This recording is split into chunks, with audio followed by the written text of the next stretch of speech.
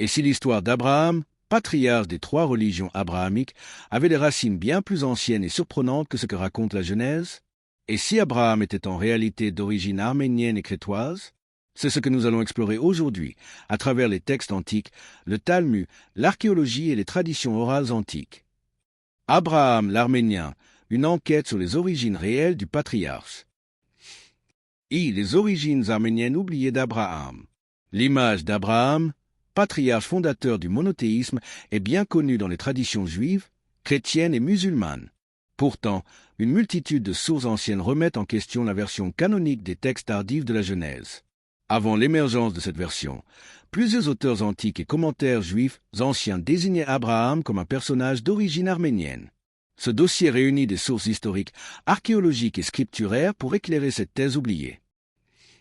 2. Abraham, descendant d'Aram, le témoignage du Deutéronome et des auteurs antiques. Le Deutéronome, le plus ancien livre du Pentateuque selon de nombreux chercheurs, déclare en Deutéronome 26:5 que « Mon père était un Aramie errant ». Ce passage fait remonter les origines des Israélites à Aram, ancêtres des Arméniens selon Catina.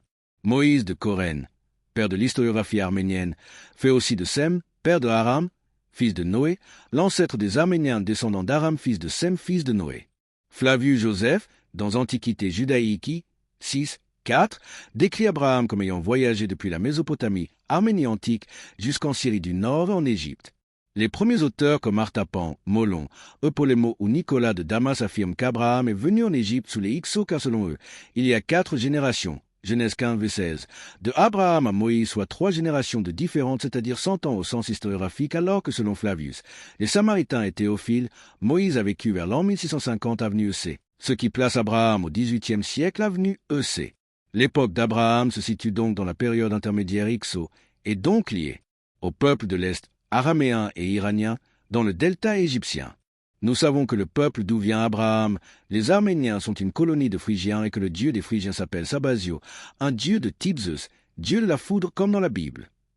Le dieu de la Bible s'appelle aussi Sabaoth, où il y a Éloin Sabaoth. Il y avait Saturne, Sabaoth, le dieu des Crétois, des Juifs, des Romains et des Arabes, et donc un ancêtre divinisé de type Saturne chrono-idéen, sacrifice humain d'enfants ou Yéhou, plus tard vénéré sous la forme d'un dieu de type Zeus, dieu de l'orage dans la Bible. L'arche de Noé, les Hyksos et la mémoire d'Arménie. Le paquebot de Noé, Xisutro chez les Babyloniens, s'échoue en Arménie selon Flavius Tabari et les Grecs.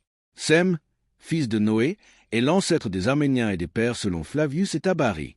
Abraham est donc héritier d'une tradition arménienne millénaire. 3. Agar alias Ketura, la princesse Hyksos d'origine irano-arménienne. Le Talmud, les Targums et plusieurs exégèses anciennes identifient Agar à Ketura. Selon Molon, Abraham a eu exactement 2 femmes, ce qui signifie que Agar, l'étrangère, est forcément Ketura. Le mot Agar, qui a la même racine que Gershom en hébreu et Hage en arabe, signifie étranger.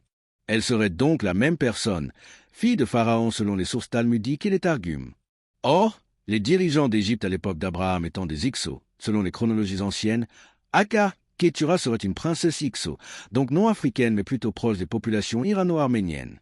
Flavius Joseph rapporte que Agar Ketura est aussi la matriarche des Berbères blancs, Sophak, liés aux Iraniens et aux Arméniens. Moïse de Corène dit qu'elle est la mère des Parthes, également d'origine irano-arménienne. Ces mythes sont en accord avec la génétique des populations qui montrent un lien évident entre les Arméniens, les Perses, les Crétois, les Arabes et les Romains du Latium en Italie à travers les haplogroupes EM81, J1, J2, etc. 4. Abraham, un ancêtre indo-européen des peuples de la Méditerranée, juifs, spartiates, romains. Les livres des Maccabées, 1 Mac 12 et 2 Mac 5, affirment que les Juifs et les Spartiates partagent une origine commune remontant à Abraham.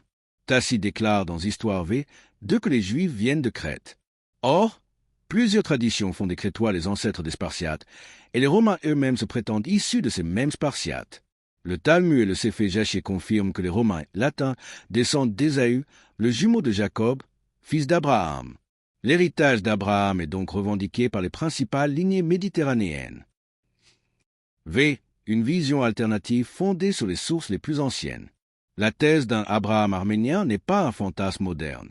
Elle repose sur une lecture critique de la Genèse, datée par la recherche aux alentours de la fin du 1er siècle avenue Jésus-Christ, sur les témoignages antérieurs d'historiens grecs et juifs, sur les sources du Talmud, des Targums, du Sefer Jaché et des traditions islamiques de Tabari et les preuves archéologiques de l'origine irano-arménienne des Crétois et Spartiates du deuxième millénaire avant EC.